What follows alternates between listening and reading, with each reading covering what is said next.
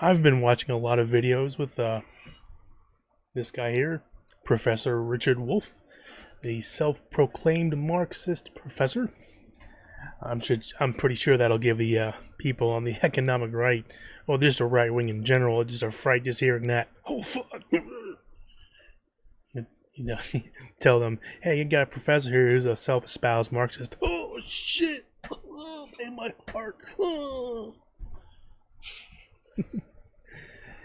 Well, I suppose it's going to happen to someone if they've been told a whole bunch of far right wing propaganda, corporatist propaganda, pretty much most of their lives. They probably would react that way. But the thing is, you know, old Wolff here, he's all the videos I've been listening to him. I mean, not a whole lot, but quite a few. It seems to make a lot of sense, as far as promoting the idea of worker co-ops, extending democracy into the workplace. And of course, there's all kinds of jokers spreading misinformation about it, saying things like, well, worker co-ops and we're so great, why aren't they everywhere? You can ask the same thing about democracy in general in the 1700s. What we see as democracy is a much better system than, say, feudalism, slavery, that sort of thing. Yeah, those systems are not perfect. Nothing ever is. But it's certainly a hell of a damn lot better. So, just these conflations, just to, try to tamp down the conversation, it ain't gonna happen. Because I think this is an idea that is catching on. It is beginning to catch on in the United States, or at least it has been for quite some time.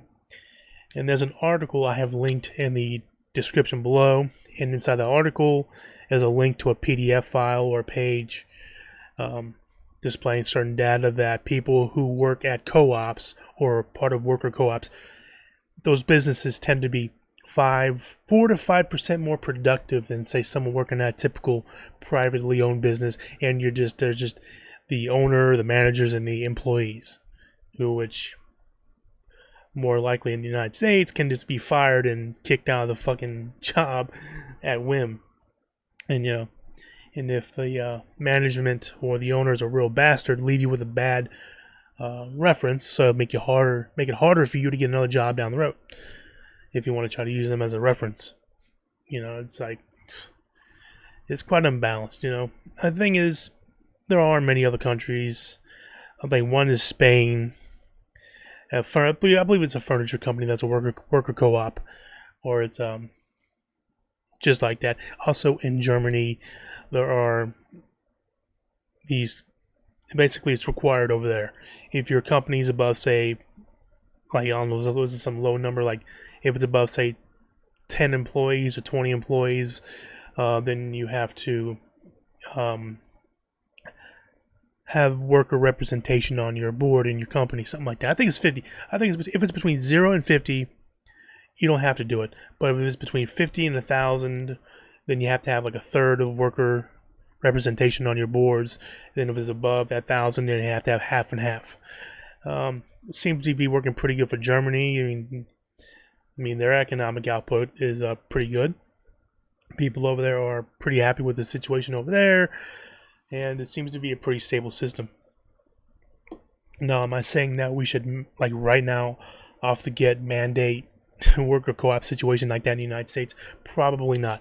I think the biggest thing that what we got to do as those who support the idea of worker co-ops and worker-owned enterprises is to support them as best we can, to where we can show people in general, the voters, hey, this is a good idea, this might be a good idea way down the road, to mandate some sort of system that's similar to Germany's.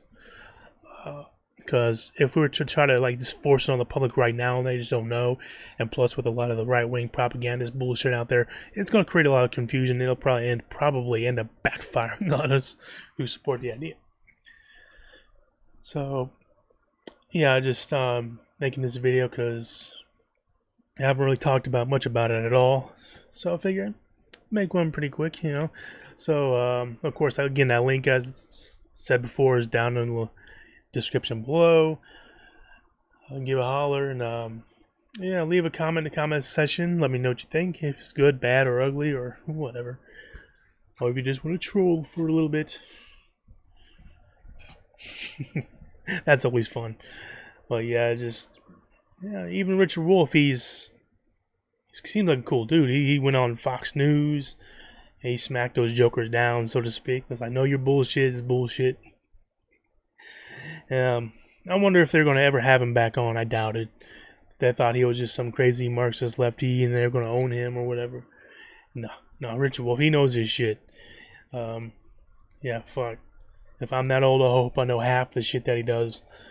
If you haven't checked out his videos on workplace democracy, definitely check it out. It's easy to search for on YouTube. But anywho, I'll see you guys around and take it easy.